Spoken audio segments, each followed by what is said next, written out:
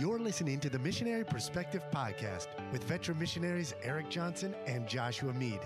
We're glad you could join us. We trust this podcast will be both a blessing and a challenge as we relate topics in world evangelism from a missionary perspective. Now, here's Josh and Eric. Welcome to the Missionary Perspective Podcast. I'm your host, Eric Johnson, and today is very special for me. I finally get to sit down with someone I've wanted to interview probably since the very first day we started the podcast. Dr. J.B. Godfrey is with me today. He and his wife, Linda, have served with BIMI for almost 50 years in various roles, and we're going to talk about that today, dedicating their lives to missions and ministry. And in this episode, we're going to explore the many different hats that Dr. J.B. has worn over the years.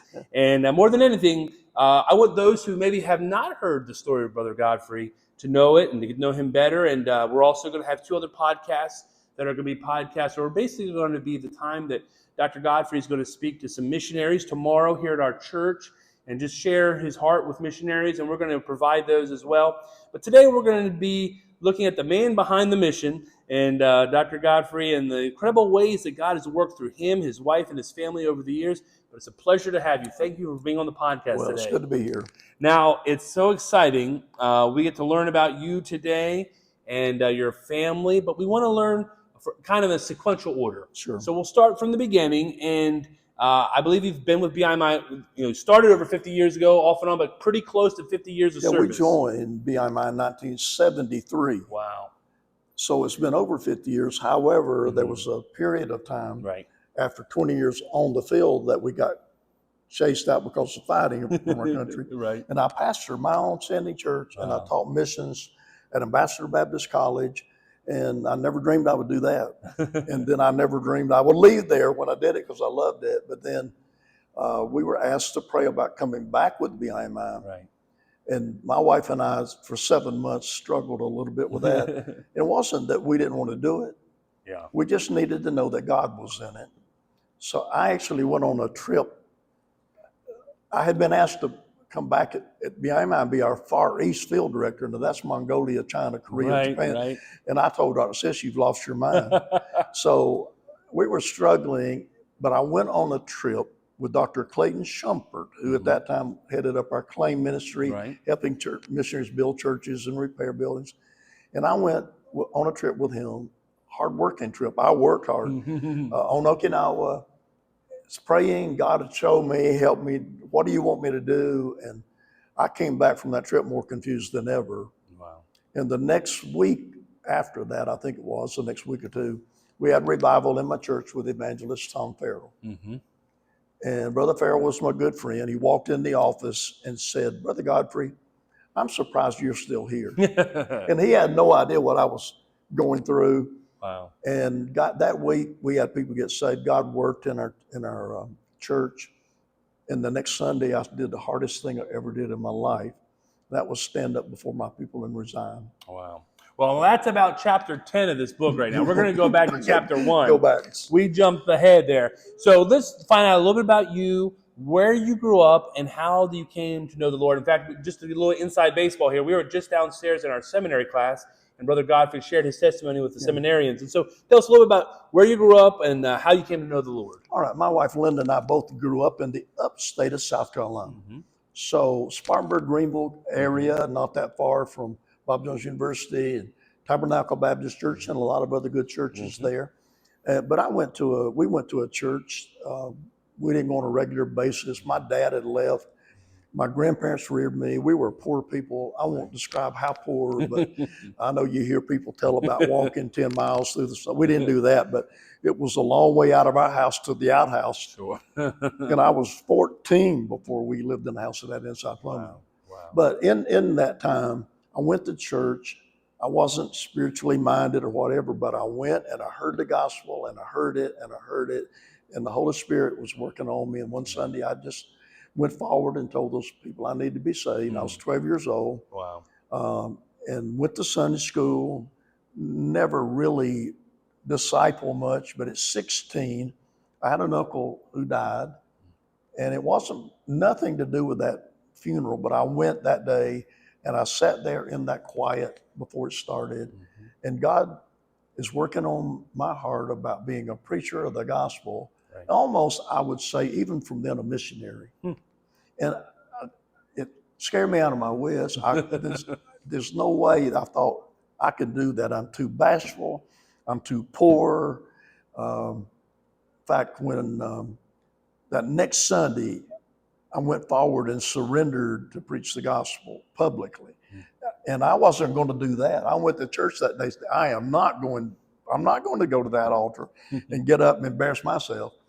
But I stood it till I couldn't wait, and I went forward and told those people God called me to preach. I was 16 years old. Wow. I can say that I've never had a doubt about that in all these 58 years I've been a preacher. And I went to my pastor and said, I don't know anything about it, but I want, God's called me to preach. He said, we're having a revival, and we're going to have some cottage prayer meetings.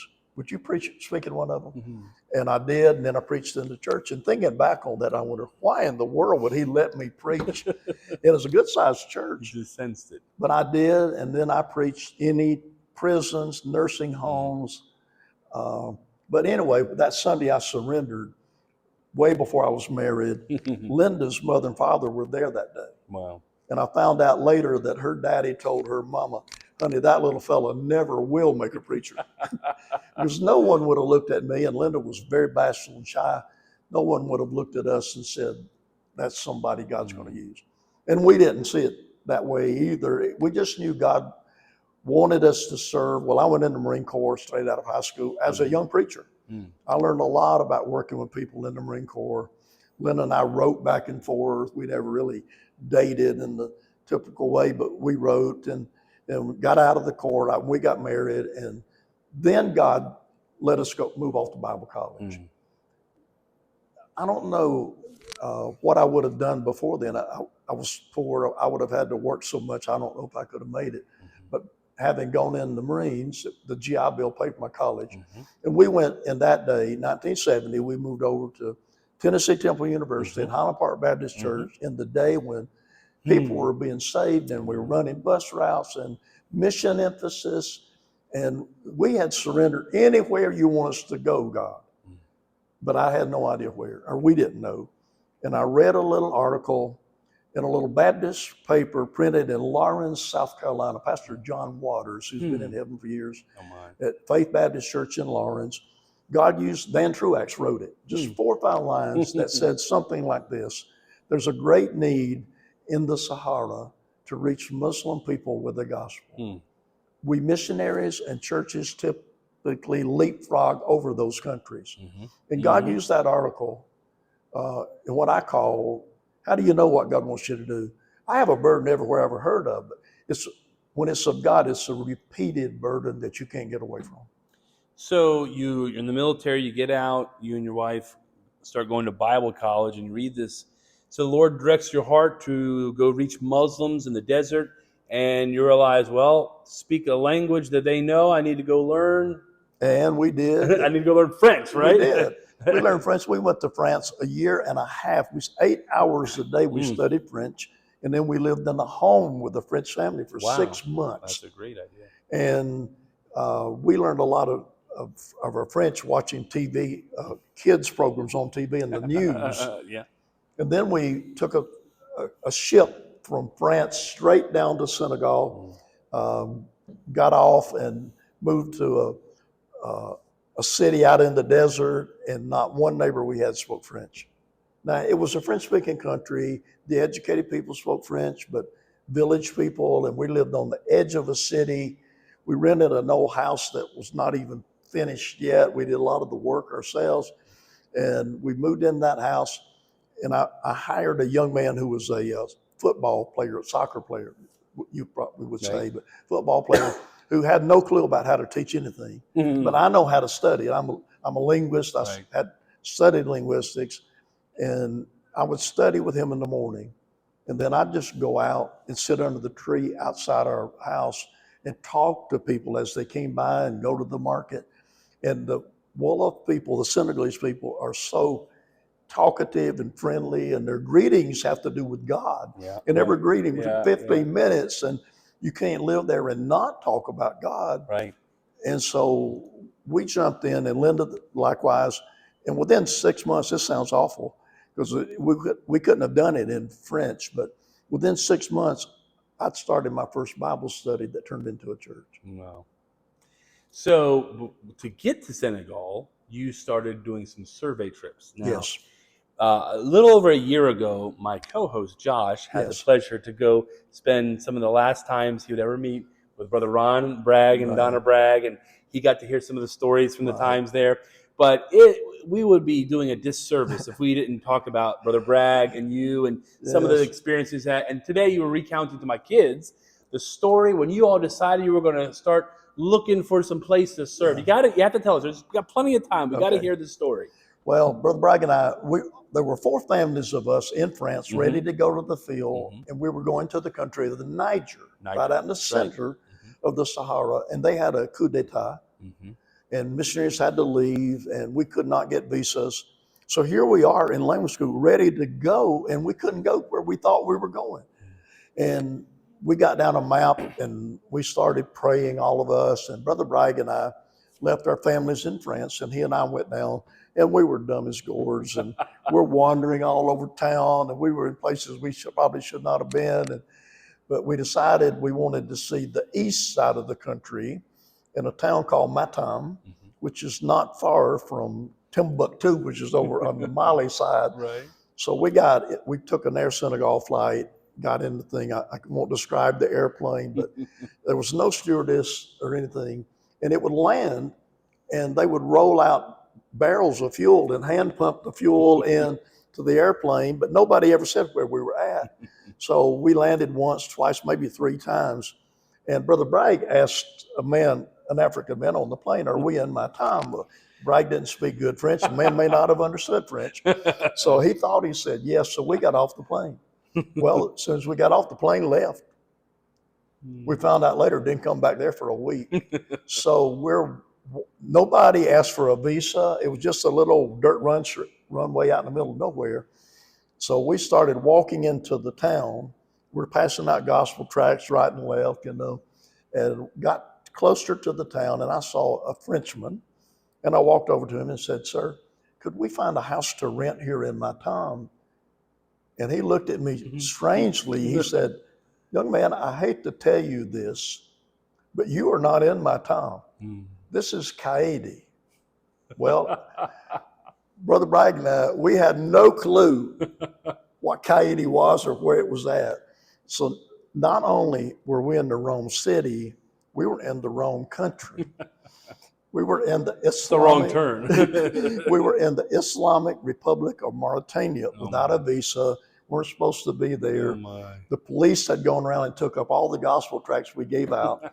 We ended up being hauled into the police, had to give our whole life story.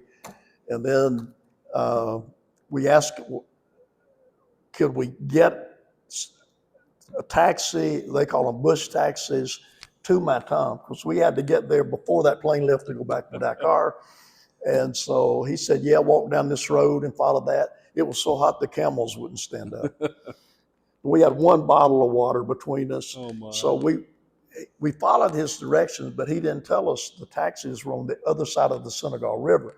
So we're walking up down the river, found some fishermen in a dugout canoe, took us across, got in as a Peugeot station wagon, a French station wagon. 8 people have to pay their part to go to whatever city you want to go to. Got in it, and no really paved road, a dry riverbed we're driving down. Bragg elbowed me and said, Godfrey, look at this car. The speedometer was gone. Everything was gone in there except the oil light. And we went 100 kilometers with that oil light on and got to that airport in time to get on the plane to fly back to Dakar, the capital city. So I don't tell, both of us were field directors, but we didn't tell that story very much. Well, if you're listening to this and you want to be a missionary one day, it's probably going to be hard to top that survey trip. So if they can survive and flourish, I'm sure you will too, if not every part of your survey trip is planned out. Well, we were reflecting on Brother Bragg and Mrs. Bragg and the years you had there. So I was going to camp there for a minute, and we shared, there's so many funny stories we heard. But why don't you talk a little bit about how you guys worked as a team. And you've talked over the years, and he did as well, how you had very different backgrounds and even personalities, but how it just gelled in the ministry. When they first got there, my wife and I went first, and we had 2 little children. So we were the first independent Baptist missionaries that we know of in Senegal. There were no Christians where we moved to. A couple of months later, the Braggs moved down. They lived in our home with us for a month. And then they moved about 70 miles north of us in the city of Saint Louis, Senegal, where Josh Mead is at now. And they started to work there. And we worked in 2 different cities, Jurbel, where we started, and then eventually in the city of Aluga. But then one point of time, Braggs came home on furlough, and no one was in their city and work. And we came back from furlough and moved into their house. We lived in their house for a year. And they all thought I was Bragg's son because I had hair back then and I was a younger man, and Bragg was a little bit bigger. So we teased each other, we picked on each other, but not just Brother Bragg and I, who became, I don't know how to describe it. When I preached at his funeral, I talked about David and Jonathan. God knit our souls together, and it's hard to describe how close, but it wasn't just Brother Bragg and I, it was Donna Bragg and my wife Linda and our kids. They had 5 kids eventually. We had 5 kids. And our kids grew up together, sang together there, ministered together with us.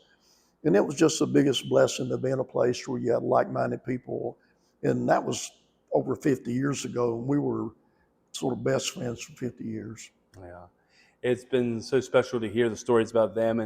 And you know, we've talked a lot about team missions. I've been able to have teammates. Brother Josh had teammates, and we were talking on a drive home up to my house recently about how we still think team missions is a great idea if it works the right situation. How, when you now at the mission, how do you encourage people to think about when it comes to team missions? If they're new young missionaries, I tell them, if you can find someone that you can work with, even if it's 6 months or a year, but it might be longer than that, do it. Now, that's not possible in every case, but in many cases it is. And so why not learn from somebody who's been there? They can save you a lot of embarrassment. They can help you get started with the language. And again, Brother Bragg was a sailor and I'm a Marine. He went Bob Jones, I went Tennessee Temple. But he's from Western Missouri and I'm from South Carolina. But we had so much fun. One year, I probably shouldn't tell this on the podcast, but one year, I was on the field and he was back on furlough and he wrote me a letter. Well, we had camels, sheep, and goats. We had the real Christmas story, nativity. And he wrote me a letter and said, JB, are you going to have the Christmas story this year? I said, I wrote him back. There was no phones. And I wrote him back, said, Brother Bragg, we can't have it this year. The donkey's not here. so the next time he was there and we were in the States and I wrote Brother Bragg, I said, you're going to have the Christmas story this year? He said, we can't have it this year. The wise guy's not here. You guys love ribbing each other. And it was fun to hear Josh's interview, how he recounted the same kind of glimmer in his eye when he thinks about you guys. And I think that's very special. We've encouraged missionaries, just like you did, if you can find that like-minded person that, you know, you see the same eye in philosophy and get together, it's always, you know, 2 heads are better than one. Yeah. Now, looking back to your time in Senegal, I wanted you to kind of reflect on some of maybe the biggest challenges you faced with your family in the ministry and maybe personally as well. It could be physical, it could be mental, it could be emotional. Yeah, it was, we enjoyed working there. The people were very friendly, even though they were all Muslim people, but their greetings had to do with God. It had a lot of benefits. It wasn't easy to win somebody to Christ. However, it was really easy to witness people. And there are a lot of things in their culture they identify with. They kill a ram every year in memory of God providing the ram for Abraham's son. Wow. And what a place to start with the gospel. And I use that. I probably use Genesis 22 and that story more than any other portion in the Bible. When I started with them, I learned that I always started in the Old Testament because they didn't really know who God was. Right. And that was true, so it had advantages. On the other hand, it was dusty, dirty, 110 degrees, could be 120. 10 months it didn't rain any. it had a couple of months, it rained hard and they planted their crops. But if you can imagine a new wife like mine living in a place like that, we closed the windows. We had wooden shutters and closed the doors, closed the windows. It was cooler closed up. Even then, when the wind blew off the Sahara, Linda could set the table, and before you could eat, you could write your name in the dust in the plate. But that's hard on a lady that likes to keep a clean house, and of course, homeschooling children, and there were no modern conveniences much. You had to go to the market. But we didn't have big grocery stores. Now we ate better because we ate fresh fruit and we had bananas and mangoes and vegetables and a lot of fish and so on. But it was everything you did took a lot of time. One of the things Dr. Godfrey was explaining to the seminarians down below that he learned French in language school, but then very quickly when he got to his field, he had to learn another language, which was Wolof. Yeah. And over the years, you started developing not only to learn Wolof, but you started working on some translation. Yes, not only that, my wife, and I have to brag on her because she deserves it, but back in those days, there were no computers. Right. We didn't have phones, let alone computers. So I worked for years on a French Wolof French lexicon to help new missionaries coming in to have something to study. Wow. But all we had was a typewriter. I mean, an old clunker typewriter. So I would work on that. Linda typed it all up. Wow. And by the time she typed what I just did, I would have made 1,000 additions and changes. And she typed and never complained. But that really helped us learning the language. Yeah. Because then I'm getting into where I knew the grammar better than the people did. And they appreciated that the French attitude was then, let them learn French. We're not going to learn their language. Well, we started learning their language, which says to them, hey, I love you. Wow, it does. And not just me, but Linda and our kids. Before long, we were speaking more Wolof really than we did French. So obviously back in the 70s and 80s, you didn't have internet, you didn't have computers, didn't have that kind of entertainment. What kind of things did you do for fun as a family? Okay, we watched the lizards do push-ups on the wall at night for entertainment. But we played games, okay? Yeah. The kids, as they started into school, we played Boggle and Scrabble and Uno and Monopoly, and we're big readers. So by the time our kids finished kindergarten, first grade, they could read. So all of us, there were 4 of us missionary families in the same area, not in the same city, but so we knew what books the other ones had. So when I came back on furlough, I would get in books that I knew they didn't have, and we'd take them back, and we swapped them around. So we read the Danley Oldest books and all the Patch the Pirate and 8B and stuff. Our kids grew up on that. And then when we did work with the Braggs, every Friday night, we got together and just had a family night, and we laughed and did things together. It's exciting how a lot of times it's just the spirit and of the family being together and doing things that makes it fun. And it does. And one thing I can definitely say about the Godfreys is they're people who are, we say the cup is half full, not half empty. They're very positive people. And I think you have to be a missionary for any length of time. And we've talked, probably won't have time for all the stories, but so many stories, you could look at a story and have the wrong perspective. Yeah. You could be negative on it, but you also could see where the Lord was working. Yeah. And we've been encouraged this week just by hearing some of those stories. Now, you were in Senegal for 16 years, and as you mentioned downstairs to the men, you're coming to the end of that. Oh, you didn't know it was the end of the time, but you at that time you were finishing up the translation or helping out the translation of the New Testament Wolof. And you probably, we've been here 16 years, so I kind of can relate. Like in some ways, you feel like you're just starting to pick up steam. You're starting to figure things out, and you're probably thinking about the next 10 years. And then what happens? Well, then we were asked. Dr. Donsis and Dan Truax, who was our director, wrote and called and said, would you pray about going to a different country, the country of Zaire, which is the old Belgian Congo? And we gave the proper answer, we'll pray about it, meaning no way in the world. It makes no sense. It's not logical. We speak French. We invested in Wolof. And honestly, God did lead us there, but it was much easier for me to make that switch than for Linda, because she says, as she says, ladies like their rut. You get used to something. Okay, we invested 16 years in 2 languages. Yeah. And a lot of people. And Donna Bragg and my wife Linda won more Muslim ladies to the Lord than any place I've ever been around. Wow. And they loved them and they worked with them. So the thought of uprooting a family and moving thousands of miles away to a totally,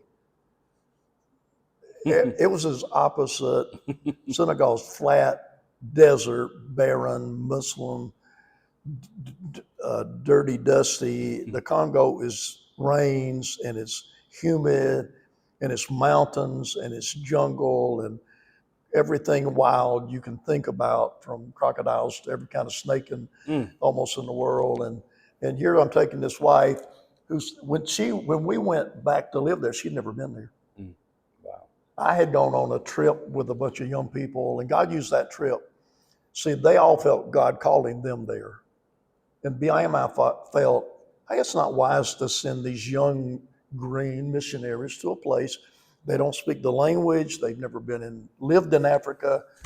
And God used that trip to get a hold of my heart. They needed somebody there who could jump into the work, but also be there when they arrived to help them get used to that.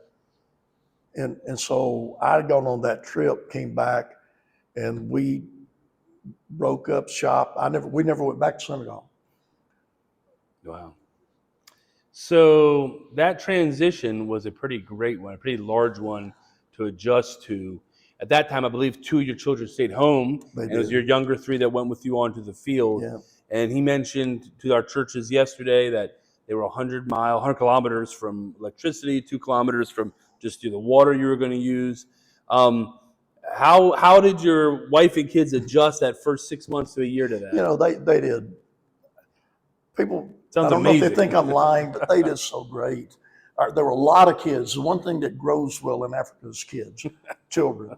There were a lot of children, and our kids made friends, and the African pastor and the people in our church. We had a church we could have 1,000 people in the church on Sunday. And there were many churches in that, say, a 50-mile area along this huge river. And it was very open to the gospel. And that was hard on Linda because for 9 months, she did not have a stove. And a lot of cooking, you wrap fish or food in banana leaves and put salt and some spices, wrap it up, put it in the ashes of the fire. That, or we had like a tin can that somebody had made a little lid on it that you ran wicks up from the kerosene and you lit it, but it never got really hot. And she cooked that way for 9 months without a stove of any kind, because of fighting. As soon as we got there, fighting started. 10,000 foreigners fled. The Belgians, the French, a lot of Americans left. Those Christians have been praying for 30 years for missionaries to come back. We just got there. I told Linda and the kids, said, why don't y'all go back to America? And when it settles down, I'll let you. And they said, if God wants you here, God wants us here. And they chose to stay with me. But for 6 months, our moms and dads and 2 kids and BIMI, they didn't know we were alive. Now, we were okay, but we had no way of letting them know. And our African Christians would walk 5 miles, 10 miles, 20 miles with a handful of hand of bananas or pineapple or eggs or a back leg off an antelope or some pigeons or whatever.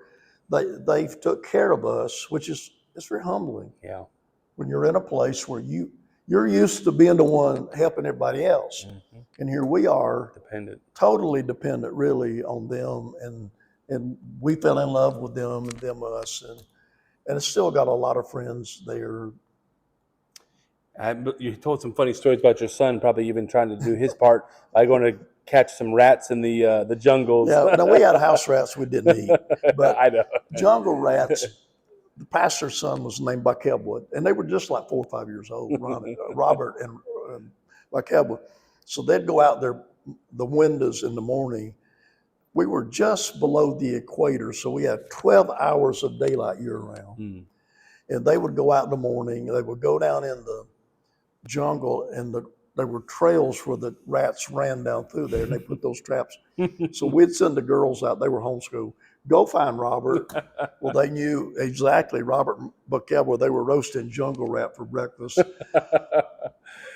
Well, we have so many stories, and I wish I recorded all of them all this weekend. But we were talking a little bit about just even that time where you eventually did send your wife and kids home a little bit ahead from the Congo, when you realized it was time to go, and you had to take a pretty treacherous trip back. I guess it was to the embassy. Well, we didn't leave our village. The U.S. Embassy called. By then, I had a ham radio. Right. Because the fighting had died down, and Brother Bragg came, our crate container finally came. I had a ham radio. The U.S. Embassy called me, and they said, have your wife and children in this little town called Ethiopia, had a dirt landing strip that had grass on it knee high. You had to scare the goats and the sheep off of the runway. Single engine aircraft flew in to take them out, but then there was a sick man that needed to be flown to a hospital.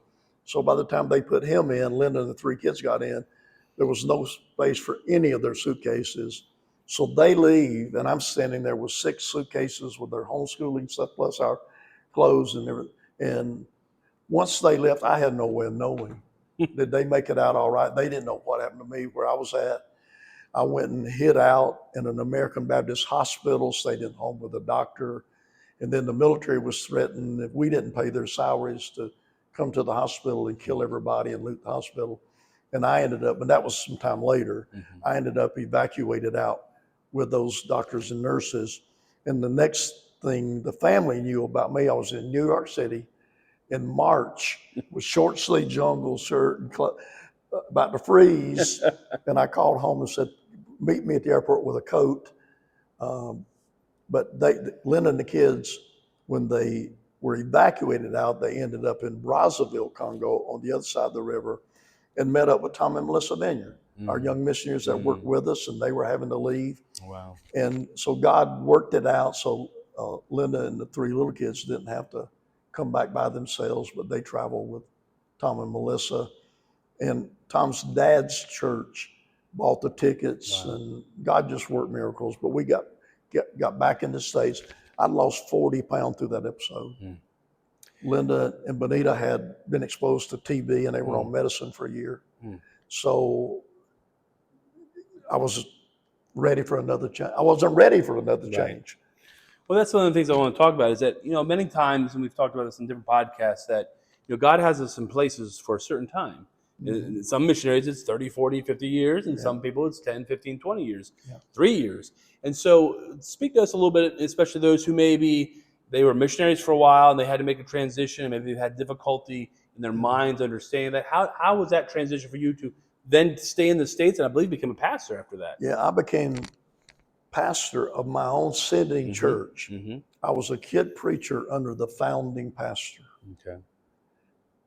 But when I got back, I didn't know they didn't have a pastor. And the last thing I ever thought I would do would be a pastor in the United States of America. After living in Why? mud I'm huts? an African. And the people saw God in it. Well, I met Dr.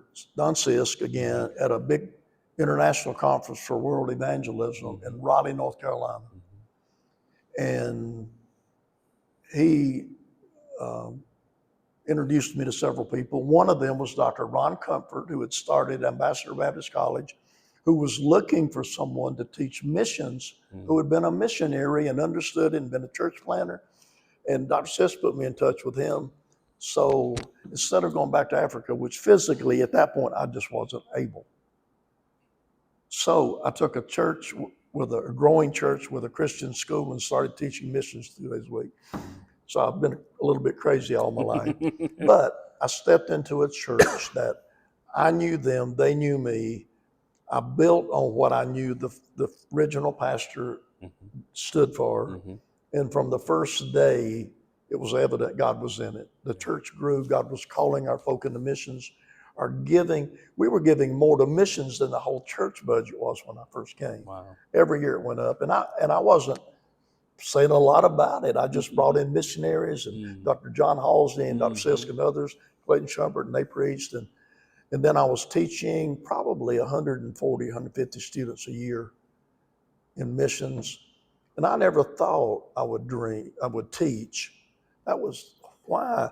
But once I did it, I taught the lessons in the missions classes, but I illustrated the points of the lesson with not people that lived 250 years ago. Thank God for those men. Yeah. But hey, look, today there's just as much exciting, maybe more so exciting things going on as then, because we have more means to get things done. Absolutely. And I taught my classes, but I illustrated it with modern day stories like I've been sharing, and the students loved it.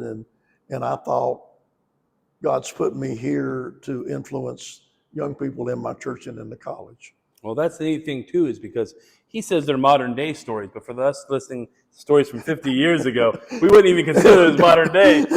But that's the neat thing, is that Dr. Godfrey, started back in the 70s, but the Lord wasn't done with you. I mean, obviously you were still teaching missions, but he wanted you back more integral in missions. Yeah. And after a number of years of pastoring, that Dr. Sisk character just keeps coming back. Eventually you think you would have avoided that guy. Yeah. 9 years I pastored. I loved every minute of it. People got saved. I mean, God was just blessing my church. And Dr. Sisk called me, Brother Godfrey, would you pray about coming back with BIMI and serving as our Far East field director? Well, Far East, that's China and Japan and Mongolia and Korea and Philippines. And I said, Doc, I love you, but there's something wrong with you. We're Africans. We speak French, Wolof, Kikongo, and some Arabic. You want me to go where? And then, okay, for 7 months, I'm pastoring. I can't talk to anybody. Linda and I are agonizing, praying. God, what do you want us to do? I can't bring it up because I don't know that God's in it. Right. And so I went on a trip to Japan, a working trip. Came back more confused than ever. And then right after that, evangelist Tom Farrell came in to preach a revival in my church. And the first words out of his mouth to me, he came to pray with me, Brother Godfrey, I'm surprised you're still here. And he had no idea how we were praying, God, please just show us what to do. And then God used that revival, but one thing he did was the next Sunday I resigned my church, which tore my heart out. So how long were you the Southeast or the Asian director? 10 years. 10 years. We went many times. We spent all summer every year out. I'd ask Dr. Sisk, why would you ask me? I've never been there. I don't want to go there. Why? And he would say, Brother Godfrey, you and Linda, you love missionaries. You understand church planning. You understand their problems. They need somebody who can sit down beside them. And, I've told people for years, and I mean it, it was more important that Linda go than I go. Because sometimes those missionary wives, they're the ones who needed somebody. They knew where she lived. They knew she went through some rough times, and she can just sit down beside them and put her arm around them and listen. And so for 10 years, we visited. It took me 5 years to do it, but we visited, and we did field conferences every year, but we visited every family we had on the field in the Far East, which was spread out in a big area at their place, spent time with them. The kids think we're grandma and grandpa. And I never dreamed I would do that either, but again, I loved it, and I learned a lot about helping missionaries and dealing with missionaries by being out with them.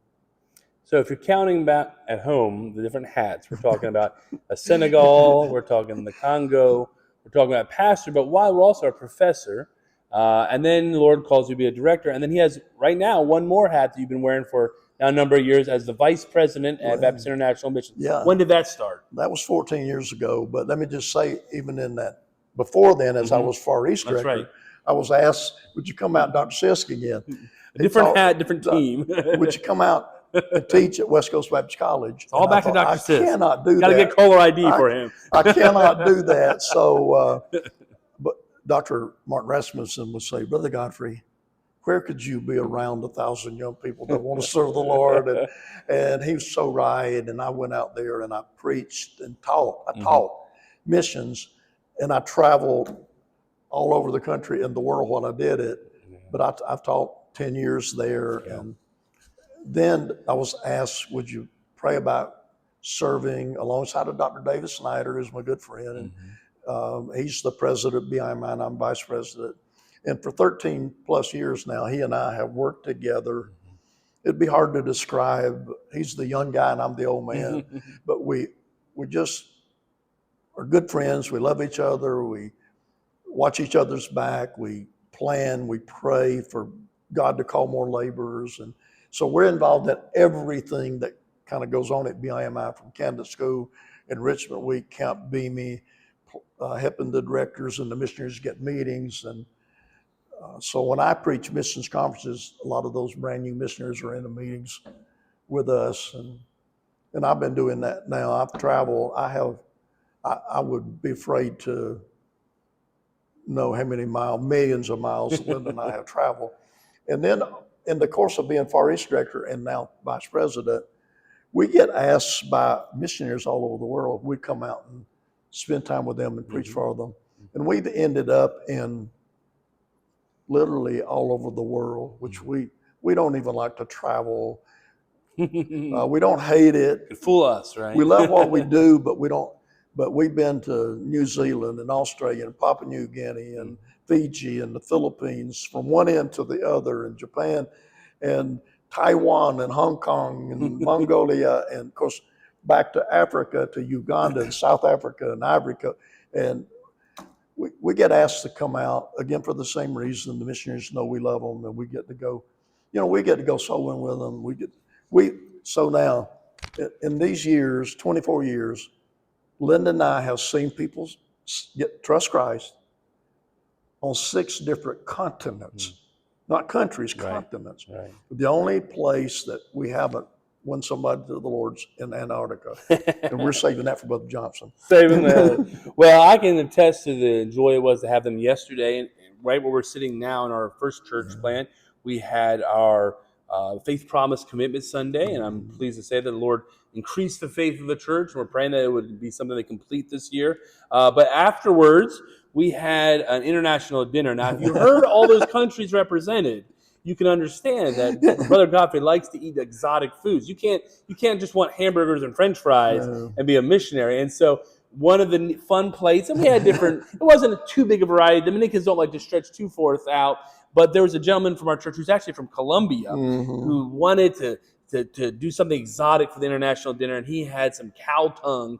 And Dr. Godfrey made a beeline for that, got a whole tongue, enjoyed it. Even our kids today were like, I wasn't sure about that, but Brother Godfrey was enjoying that. And the tongue is so much easier to eat than the chicken. Because the chicken, you have to chew it off the bone. The tongue is there's no bone, right? It's ready to go. So we enjoyed that here in the morning time. And then in the evening time, we got to go out to one of our sister churches, one of the churches we planted, and he preached, and I was able to translate. We saw a number of people saved. And so that joy just to see after 50 plus years in missions, that's still there. And we're gonna end with one fun thing and one maybe more of a meditative thing. Okay. What's talking about food? What's maybe the most either exotic or interesting thing that you've eaten that you think would be very interesting for someone to hear? Well, food we've eaten everything, okay, including balut and century egg and things like that. But I want to talk, instead of food, I want to talk about drink. Okay, there you go. The best coffee in the world is from Indonesia. Okay. And if you buy it here, if you buy it in America, it costs $200 a pound. Oh my! But it grows on the trees. The civets, which is a raccoon-like animal, the civets eat the coffee beans. It goes through the system and comes out on the other side. Pure, huh? And they gather that coffee beans, and they say it takes the acidity out of the coffee, and it's the smoothest. It's the best coffee you've ever had in your life. Unbelievable. That would be the most unique. So we'll have to check out that Indonesian coffee sometime. Well, the last question, and this is more for maybe prospective missionaries. I remember years ago, my favorite missions book of all time was called Missions to the Headhunter. And it was actually written by Frank Drown, who was a missionary with Jim Elliot and them in the forest. And, we know the story of Jim Elliot and his friends. They were martyred, but Frank stayed in the jungle for 37 years. It's just a great story of just how the Lord worked. And I just happened to do an investigative research, and I found his number, and I called him up, and I just wanted to get a little bit of advice. He was very old at the time, and I asked him, I said, if you could give me as a future missionary just some advice. He said, love the Lord and love the people. And so in that kind of vein, what are some things that you would, when you meet prospective missionaries, you encourage them maybe in an overall sense what to be focusing on there in missions? I've said this probably 1,000 times when I teach and when I preach and talk to young people. I know can you have a good missionary, a bad missionary? Yes, you can. Sure. A good missionary loves the Lord and is willing to go to that place that God's calling him and plant his family, himself or his family. Love those people, stay there, don't quit the first problem you have. I say this all the time, that when young missionaries go to the field, the first 6 months they love everybody there. It's interested, they carry their babies on the back and everything else on their head. You're taking pictures and everything's great the first 6 months. The next 6 months, you hate everybody there. They've lied to you. They've robbed. You've been robbed. You stole. Nothing's the way you think. No. And I tell them, stay. Yeah. Give it some time, and you'll find out.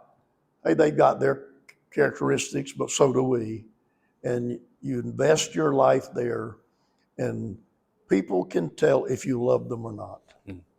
And if you're willing, and that's more difficult in certain countries, like Muslim countries, maybe in Catholic countries, or Japan, which is modern, but it's Shinto, and they have no idea about a personal loving God. Right. But you have to be willing to go there and just learn the language. And if you don't learn the language and the culture, you're probably better off to stay home. Well, there's so much we could continue to talk about. And Lord willing, in the future, we'll have more podcasts. I also want to encourage those listeners today, be on the lookout. We're going to have a few more podcasts that are actually going to be the sessions that Dr. Godfrey is going to have with the missionaries, where I'm sitting with him right now. Tomorrow, we're going to have those sessions. But lastly, I also want to encourage you, if you'd like to hear more about BIMI, you can go to bimi.org. But what I do every morning before I get my coffee each day, while it's percolating, I turn on a 5-minute little podcast every day that Dr. Godfrey has through BIMI. It's called Moments in Missions. You can find it wherever podcasts are. You go to bimi.org and get a link, but you can find it every weekday. There's a new story about missions, whether it's a prayer letter or an interview or some insight that Dr. Godfrey has. And my family, it's so funny because I have it on so frequently that they told me this, Dr. Godfrey. They told me they when you were there telling stories, they would close their eyes and they thought, oh, this sounds like the podcast going on right now. So we encourage our listeners to go to find that podcast, make it something that you can subscribe to and just get popping in your phone every day or going to your computer and then just hear what's going on all around the world. He has missionary letters literally all around the world in a week. It's also on thousands of radio stations. Thousands of radio stations too. We're on 3 stations in Papua New Guinea. Wow. We're on Dr. Jack Trevor's station in San Jose, California, that's rebroadcast all over Australia. Amen. And other places. It's a radio program. That's how it actually started, and then sort of morphed also into the podcast. Well, we'll put a note in the show notes. You can find it, link to it. Check it out every day, and I know you'll be encouraged by it. Thank you, Dr. Godfrey, for being with us today, and we're looking forward to more time with Dr. Godfrey in the future.